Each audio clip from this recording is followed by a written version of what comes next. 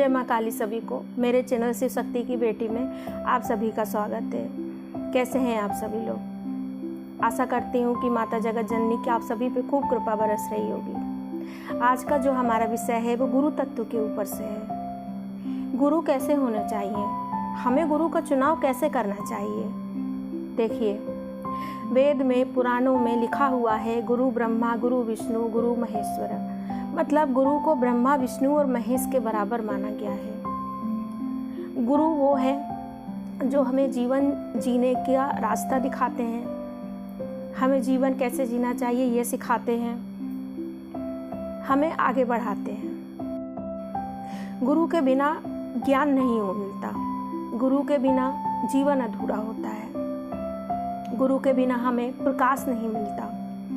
जैसे गु शब्द का मतलब अंधकार होता है और रू शब्द का मतलब प्रकाश होता है, मतलब गुरु हमको अंधकार से प्रकाश की तरफ लेके जाते हैं। पर आज के समय में सही गुरु की हम पहचान कैसे करें? देखिए, ज़रूरी नहीं है बड़े बड़े जो भवन में बैठ रहे हैं, बहुत ज़्यादा जिनका मतलब पहुँचे हुए हैं, तो सिर्फ वही हमारे अच्छे गुरु हो सकते हैं। आपको गुरु कहाँ और कैसे मिल जाएगा ये आप जान नहीं सकते हैं, पहचान नहीं सकते।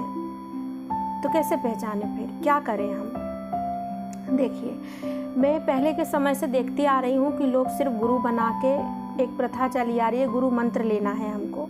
गुरु मंत्र हमने ले लिए, इसके बाद में उस गुरु मंत्र का हम जाप कर रहे हैं, फिर हमें गुरु कई लोगों की तो पूरा जीवन बीत जाता है, वो गुरु से नहीं मिल पाते। ठीक है, गुरु मंत्र का एक महिमा होती है, गुरु कहीं भी हो लेकिन उसके मंत्र जो होता है वो हमेशा साथ रहता है, वो भी सही बात है। लेकिन जैसे कई साधक होते हैं, साधना लाइन में होते हैं, तो उनको पल पल में गुरु की ज़रूरत पड़ती है।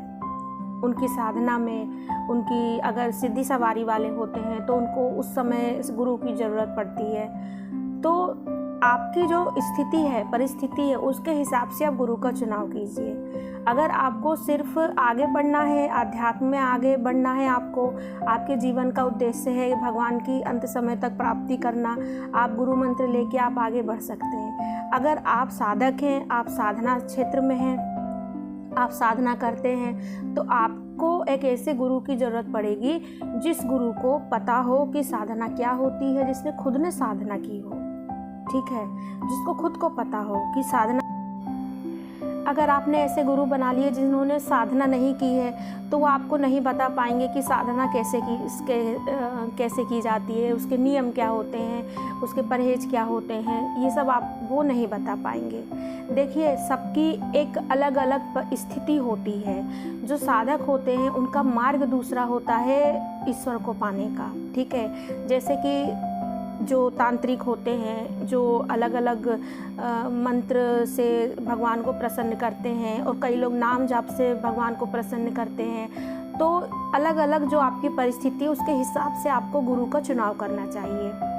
अगर आप तंत्र में, मंत्र में अगर आप साधक हैं तो आपको ऐसे ही गुरु की ज़रूरत पड़ेगी जिसको इन सब का ज्ञान हो। जैसे कहा जाता है ना कि कोई भी मंत्र, जो कि अगर बीज मंत्र होते हैं तो उनको बिना गुरु के नहीं करते। क्यों? इसलिए ही नहीं करते हैं क्योंकि गुरु से उन्हें सुरक्षा जो प्राप्त होती है वो किसी और से प्राप्त नहीं हो सकती।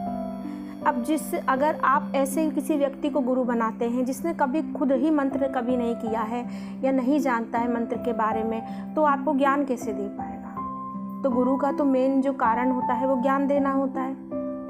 तो गुरु सोच समझ के बनाइए। बहुत से लोग होते हैं, आज एक गुरु बना लिए, कल दूसरा गुरु बना लिए, एक गुरु को बना के छोड़ दिए दूसरे। देखिए, कमी गुरु में नहीं है। गुरु आपके पास नहीं आया था बोलने के लिए कि मुझे गुरु बनाओ, आपने पसंद किया। अब आपको कोई दिक्कत हुई तो आपने तुरंत उस गुरु को बदल दिए। इससे क्या होगा? आपको दिक्कत होगी, आपको गुरु दोष लगेगा, आप परेशान होंगे। इसे कहते हैं गुरु दोष, और ये बहुत बड़ा दोष होता है। क्योंकि गुरु को तकलीफ होती है। ठीक है, तो या तो आप गुरु बना लिए हैं तो फिर उसी मार्ग पे चलिए आप, और अगर आपने नहीं बनाए हैं गुरु तो आप सोच समझकर गुरु बनाइए, विचार करके गुरु बनाइए, जो गुरु आपको आगे ले जा सके। अगर आप साधक हैं तो साधना में आगे ले जा सके, और अगर आप नॉर्मली सिर्फ भक्ति ऐसे ही करके आप आगे भगवान की प्राप्ति करना चाहते हैं तो आपको उसमें आगे ले जा सके। तो उम्मीद करती हूँ आपको मेरी बात समझ में आई होगी। तो कमेंट में जय माँ काली ज़रूर लिखिएगा। जय माँ काली।